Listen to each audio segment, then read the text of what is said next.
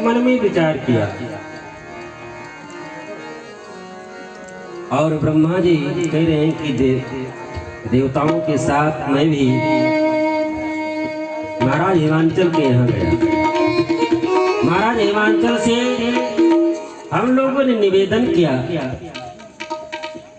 कि भगवान शिव की जो पत्नी थी सती अपने पिता के यहाँ जल करके योग अग्नि के द्वारा अपने शरीर को जला चुकी हैं। आदर्श रूप में अपूर्व पराम्बा शक्ति है और हम लोगों को वचन दे चुकी है वो कन्या बन करके आने के लिए। तो मैं आपसे निवेदन करना चाहता हूँ कि आप जा करके कठिन तपस्या करें जिससे प्रसन्न होकर के आपके यहाँ वो बेटी बन करके आए। महाराज हिमांचल ने कहा इससे बढ़कर के और हमारा सौभाग्य क्या हो सकता है कि जो जगत जननी है, जगदम्बा है, पराम्बा है, जिसकी शक्ति से इस संपूर्ण सृष्टि की संरचना होती है। यहाँ तक ब्रह्मा विष्णु और वो जो परात्पर पारब्रह्म परमेश्वर परमात्मा भी उसी शक्ति से शक्तिमान है। और वो शक्ति यदि हमारे यहाँ बेटी बन करके आए तो हमसे बड़ा सौभाग्यशाली कौन होगा। यदि देवी ने वचन दिया है तो मैं जा करके कठिन तप करूंगा, चाहे लाखों वर्ष व्यतीत हो जाए। यदि देवी ने कहा है यदि हमारे यहाँ कन्या बन करके आए, इससे बड़ा सौभाग्य और क्या हो सकता है। और जो परात्पर पारब्रह्म परमेश्वर परमात्मा भगवान शिव हमारे दामाद बने तो इससे बड़ा सौभाग्य हमारा क्या हो सकता है। ऐसी मनोभावना लेकर के महाराज दक्ष, महाराज हिमांचल गंगा जी के किनारे गए और कई वर्षों तक कठिन तप करते रहे। देवियों में जगतांब शिवलोक निवासिनी सदा शिव प्रिय दुर्गे त्वाम नमामि महेश्वरी। हे जगदम्बा, हे पराम्बा, अनेकों रूप धारण करके इस संपूर्ण सृष्टि की संरचना, पालन, संहार में आप उस ब्रह्म की सहायता करती हैं। मैं आपकी शरण में आया हूँ और जो आपने देवताओं को वचन दिया है कि मैं बेटे बन करके आऊंगी, तो सौभाग्य आप हमको प्रदान करें। कई वर्षों तक कठिन तपस्या करने पर देवी प्रसन्न हुई। प्रकट होकर के महाराज हिमांचल से कहीं कि मैं आपके यहाँ बेटी बन करके जरूर आऊंगा। वरदान देकर के अंतर ध्यान हो गई। कुछ दिन व्यतीत हुआ। वही जगदम्बा महाराज हिमांचल के यहाँ बेटी के रूप में अवतरित होती है और चंद्रमा के समान धीरे धीरे बेटी बड़ी होने लगी। ब्रह्मा जी कहते हैं कि नारद, एक बार तुमको पता चला कि महाराज हिमांचल के यहाँ जगदम्बा अवतरित हो चुकी है, तो आप महाराज हिमांचल के यहाँ पहुंच गए। महाराज हिमांचल के यहाँ नारद जी आए। नारद जी को देख करके महाराज हिमांचल अपने रत्न जड़ित सिंहासन पर ले जा करके बैठाया। संत पधारे, उनके चरणों को धुले, उनको चंदन इत्यादि माला से पूजन किए। जलपान कराने के बाद में अपने बेटी को लाकर के संत के चरणों में प्रणाम कराए। प्रणाम कराने के बाद में महाराज हिमांचल ने कहा कि एक बेटी है और आप त्रिकालदर्शी हैं महाराज, आप इसके भविष्य के बारे में बताएं, क्योंकि एक पिता के यहाँ जब बेटी जन्म जिस दिन लेती है, उसी दिन से वो पूरा ध्यान बेटी की तरफ ही रहता है पिता का, कि बेटी का बेटी अब घर में आ गई है, लक्ष्मी स्वरूपा, लेकिन विवाह तो करना ही है। उसी दिन से वो सोचना शुरू कर देता है कि मैं अपने बेटी का विवाह ऐसी जगह करूंगा जहां पर जाकर के ये हर प्रकार से सुखी रहे, हर प्रकार से संपन्न हो, किसी भी प्रकार की इसको कष्ट न हो। उसी दिन से पिता एक एक पैसा जोड़ना शुरू कर देता है, बेटी के लिए अलग अकाउंट डाल देता है। इसमें जो पैसा रहेगा वो बेटी के विवाह में ही लगेगा, कैसा भी खर्चा आ जाए इसको निकालेंगे नहीं।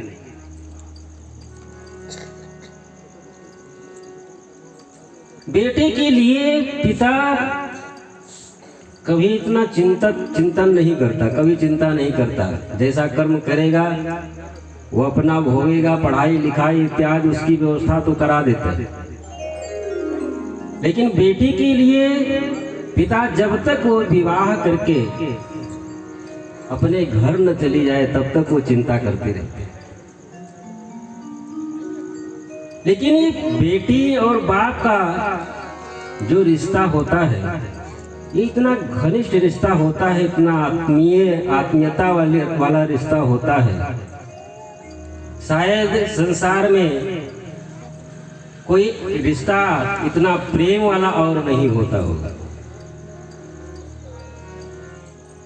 यदि पिता ठंडी का, कितना भी ठंडी का मौसम हो, पिता कहीं बाहर गया हो, बेटे तो सब पहले वैसे खा पी करके सो जाते हैं कि आएंगे तो अपना खाएंगे, क्या करेंगे। बेटों से तो कोई मतलब नहीं, पिताजी लौटेंगे कि नहीं लौटेंगे, कि वहीं रह जाएंगे, खाएंगे कि नहीं खाएंगे। यहाँ तक पत्नी भी सो जाती है, लेकिन बेटी तब तक जागती रहती है जब तक पिताजी घर पे नहीं आ जाते।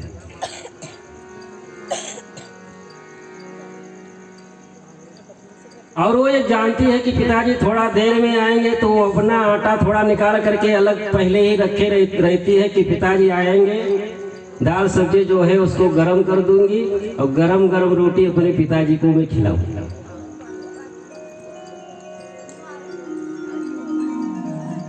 इतना जितना बेटियां अपने पिता का ख्याल रखती हैं, उतना अपनी जो पत्नी है, अर्धांगिनी है, वो भी ख्याल नहीं करती। वो तो जो बनाई सबको खिलाने के बाद में जो बचा ढक करके रख दी।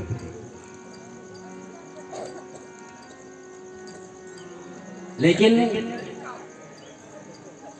सांसारिक नियम है, बेटी को तो विदा करना ही है। संसार में ऐसा भी देखा गया है कि जवान बेटा मर जाए लेकिन पिता के आंखों में आंसू नहीं आता। बहुत ऐसे हैं कि नहीं रोते, आंसू नहीं आते। लेकिन संसार में आज तक ऐसा नहीं देखा गया कि बेटी के विदाई के समय में पिता के आंख में आंसू न आया।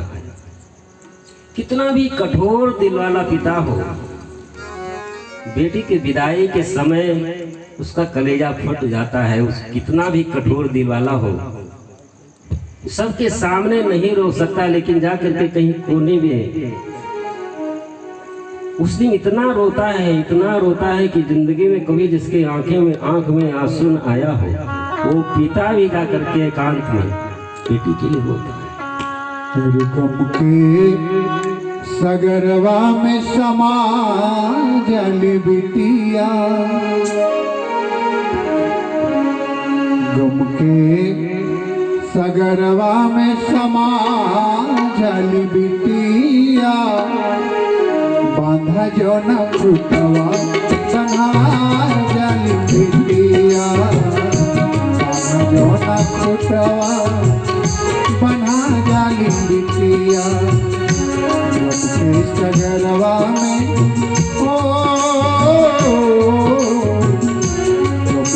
सगरवा में समा जल बिटिया, बन्हा जो न खुटवा बन्हा जल बिटिया, बन्हा जो न खुटवा बन्हा जल बिटिया।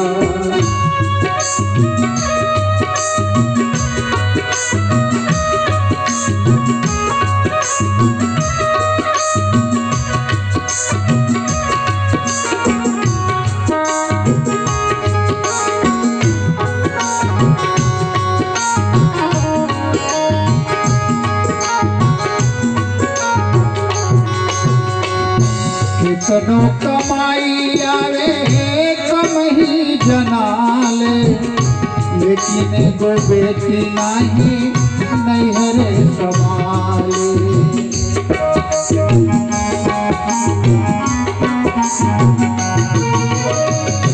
कितनो कमाई आवे कम ही जनाले, लेकिन एगो बेटी नहीं नैहरे हमारे।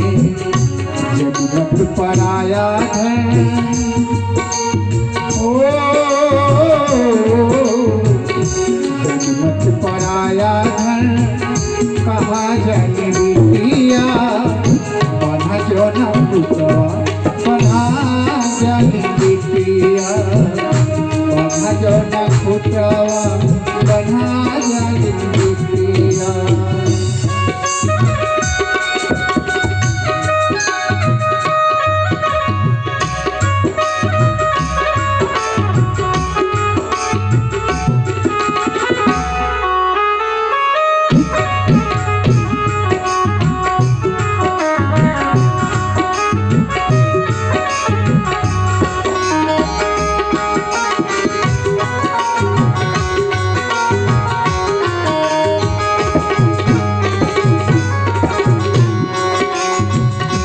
झूठ ही बखान करे ससुरे के सुखवा, बाबू माई भाई से बताए नहीं दुखवा।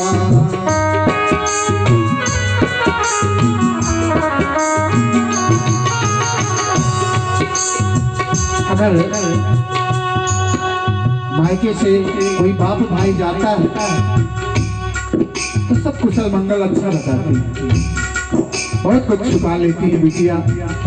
झूठ ही बखान करे ससुरे के सुखवा, बाबू माई भाई से बतावे आप सुखवा, बाबू माई भाई से बतावे नहीं दुखवा।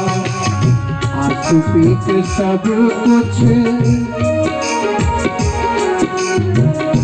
आंसू पी के सब कुछ छुपाए जल बिटिया, बांधा जो न खुटवा बन्हा जल बिटिया, बांधा जो न खुटवा बन्हा जल बिटिया।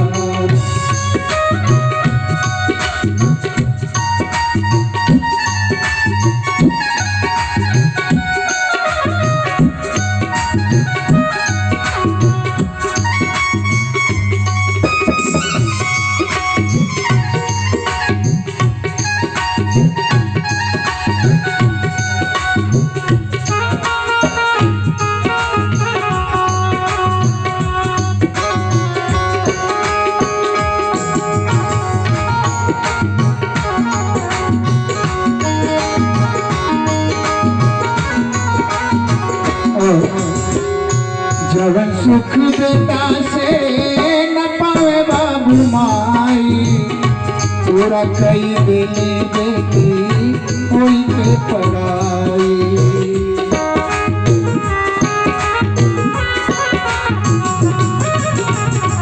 जवन सुख बेटा से ना पावे बाबू माई, पूरा कई दिली बेटी कोई के पराई।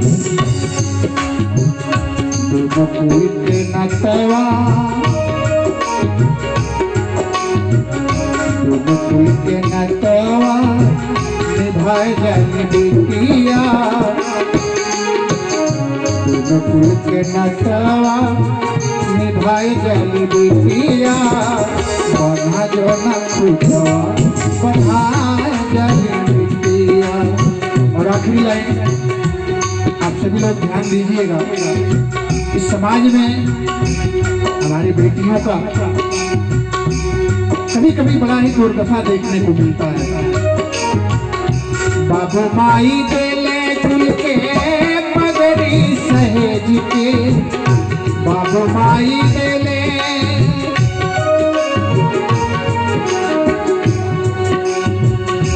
बाबू माई देले खुल के पगड़ी सहेज के। तौना पे जराई जाली आग में दहेज के, तौना पे जराई जाली आग में दहेज के। अनपढ़ बहादुर घर, अनपढ़ बहादुर घर बसाए जाने बेटिया। बना जो न खुटवा बना जाने बेटिया, बना जो न खुटवा बनाए जाने बेटिया। कोई सगरवा में समा जाने बेटिया, बना जो न खुटवा बनाए जाने बेटिया, बना जो न खुटवा बनाए जाने बेटिया, बना जो न खुटवा बनाए जाने। कालज्ञ सर्वज्ञ तुम, गति सर्वत्र तुम्हार। कौन सुता के दोष गुण मुनि